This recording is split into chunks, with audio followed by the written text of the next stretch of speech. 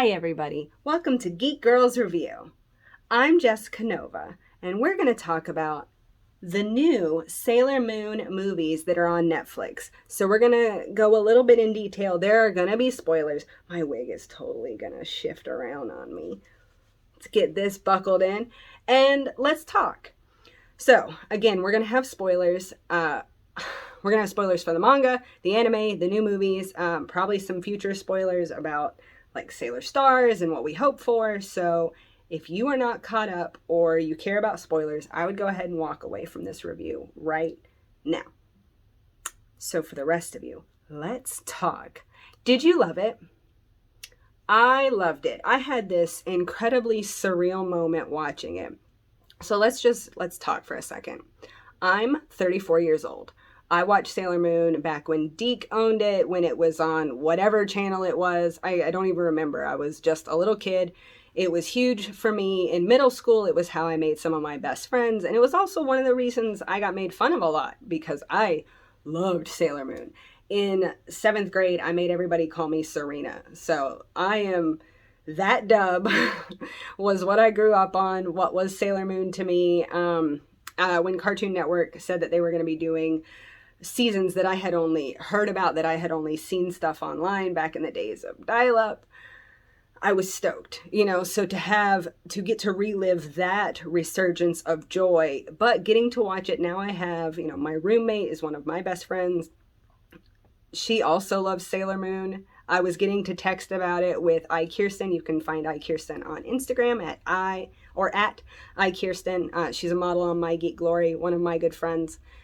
We were texting each other. She got to start it earlier in the day, and then I got to start it a couple hours later, and we were just texting about what a surreal moment it was. She had been recently catching up on the newest dub, I think on Hulu, and we'd been talking about some of the differences, and then to have this and get to really enjoy it on a ton of different levels. We've talked Sailor Moon manga before. I've reviewed some of the latest edition that they're releasing of the manga, and the manga is one of my favorite storytellings or mediums of this story. I think the manga does a really good job at being just stunningly beautiful, having a story that at times is overcomplicated, but it kind of makes it, for the most part, makes it digestible. There are things that I think the Sailor Stars season did that none of the other mediums have done, that I can't wait to see what happens with the new movie and what we're going to be doing, and to sum up the Stars season, because it is my favorite season. What did I not like? Can you tell my ADHD just went, and I got to tell you all that stuff. So what are the things I didn't like? Let's start there. I hate Tuxedo Mask. I hate Mamoru so much. I hate him so much. If you've ever tuned in on a Moony Monday on twitch.tv/mygeekglory, where I play in Sailor Moon cosplay, and right now I'm playing Sailor Moon Another Story, the Super Nintendo game, every week that I play, you hear me talk about how much I cannot stand Tuxedo Mask, how much I think I have a lot of problems with their relationship in general. I know. I'm sure that makes me a terrible Sailor Moon fan. I don't give a shit. I think he is a bad match for her, and there are some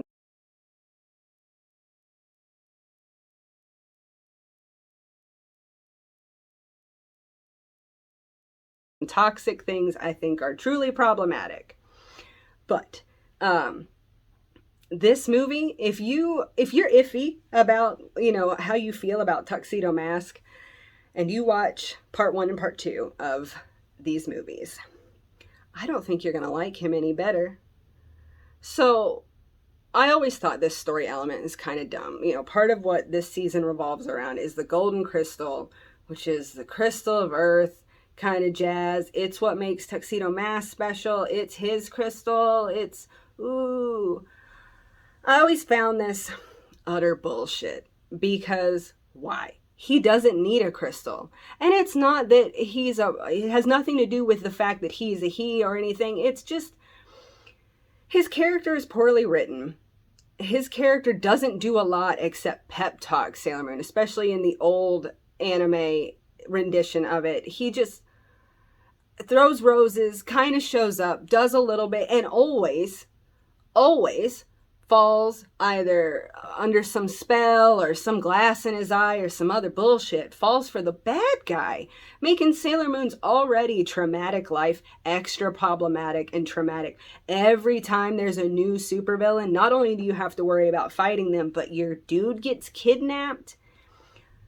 My biggest problem with this is the simple fact that nobody can kidnap your person. Nobody. That's not how it works unless they're actually kidnapped, and that is a much bigger fucking problem.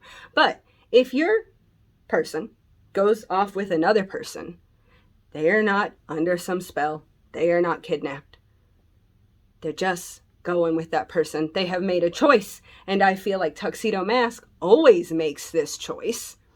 And it is clear that Usagi is not Polly. She's not even out of fucking school. So don't just college man perpetuate this bullshit. It's garbage. That's all it really is. I think he's garbage. And the fact that now I have to spend time watching him figure out where the fuck his crystal is. Also, Sailor Moon has to have him help him release it. It's Sailor Moon's job to get him his crystal. Are you serious? Are you fucking serious that you put another emotional fucking task on Sailor Moon? Wow. It's like he carries no emotional baggage at all. You know, it's very frustrating loving Sailor Moon the way that I do and becoming an adult and facing just hardships that I have, in a femme body, and issues I have had with masculine partners. And there are things that I just see here that I don't think are healthy, that had this relationship been a little healthier, or some things addressed differently, I might have had, and I get it, anime is not supposed to be my fucking teacher. I'm not an idiot, but I would have idolized a less codependent relationship kind of ideal version had this been handled a little bit better. That's kind of what I think. You know, we learn from our environment, and you know, that's why I like when we have cartoons that I think deal with stuff a little healthier. Steven Universe is one of them, where it tackles real issues from a place that's a lot more healthy, from a place that's a lot more what should be shown to children. I don't think this relationship does that. I also have a huge problem, and I get it. It's from the manga. It's from the source material. But the way that Chibiusa is obsessed with Mamoru, and it's even worse in this particular saga, because she even wants to be an adult so that she's seen by him. And the dialogue, even dubbed, is not changed, and it's not really any different from the Japanese dialogue. It is the source material. She has this giant crush on him. And the way that tackled, I honestly find pretty gross. There's some dialogue I thought was kind of disgusting, just even with context, that it's just maybe not what we should be doing. I don't care if it's the source material. There can be a call to be better, to tackle things from a more beneficial, healthy, just a more productive way. And this tackled it kind of how I expected, you know, to kind of just do it like it's written, even though I find it extremely cringy. This was an opportunity to take something that I don't think ever made sense, but definitely hasn't aged well, and tackled it in a different way. And I get it. They're probably worried, well, that's what it happens. And I don't know. I have never met, and you might be the first. Maybe I will say this and you'll disagree with me. I have never met a Sailor Moon fan that loves that ship, that thinks it's okay, that thinks it's great. I haven't. I'm not saying that nobody exists that likes it, but I can't get behind anything that promotes this kind of unhealthy. You get it. She's a little kid. Like, it's fucked. It's fucked. That's all I have to say. I think it's fucking gross. And that's all there is to it. That was the biggest problem I had. What I loved, Nehelenia's costume is excellent. The way that they tackle Nehelenia's story leaves you wanting more. It really wants you craving kind of a prequel to, you know, Sailor Moon being born, to the Moon Kingdom, to the lore. Nehelania says, and it's not going to be a direct quote, but something about, you're not even from this planet, to Queen Serenity. And so where did they come from? What are they, what's the word? Parasitic. I think there's a dark Sailor Moon just craving that could happen that would be really enjoyable, to take the property and do something new, to do something fresh, to maybe even, dare I say, do something edgy. Just keep it pro Magical Girl, but do it in a way that is healthy with the way that people that love the property have grown up. Because you can't tell me that, oh, it's just not for you, it's for a new generation. That's fine. Except a new generation doesn't need the unhealthy shit that was taught to me. Like, change it. If it's not for me, or you're afraid that my generation is going to be upset or have a feel because it's different, then it's not fucking for me. Except that then it would be, if you tackled these issues from a healthy way, if you did something different, if you were positive in a way that these elements, I think, are slightly just inappropriate in ways.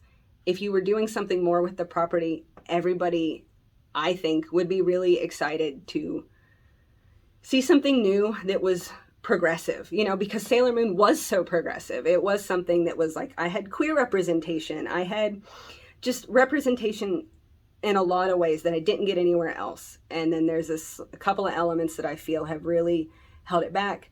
And I think reinvigorating the series and making it more progressive, following some of that Steven Universe progressive ideas in what cartoons can be, would be amazing. That's just my thought. I think it's fun. I definitely think Sailor Moons will love it. The critiques I have are social issues, that I think can be tackled. But all in all, it is a cartoon. It's great.